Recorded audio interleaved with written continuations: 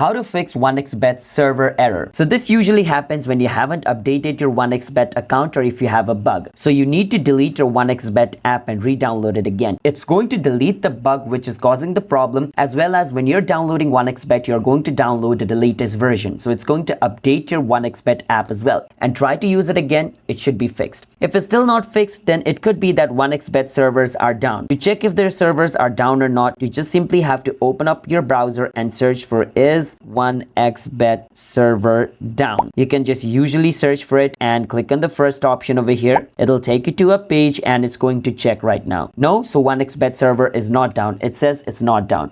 But in your case, if it says it's down, then that means you need to wait until their servers are online again so you can start using it, because most of the time it's the server down problem that's causing it. But if you check it and it's not, then you probably might be using a VPN. Turn off your VPN if you're using it. And if the app still doesn't respond, the last thing you can do is go to the official website of 1xBet, log in into your account and try to use 1xBet in the browser. It should work from there. That's how you guys can do it. Subscribe to our channel for more videos like this.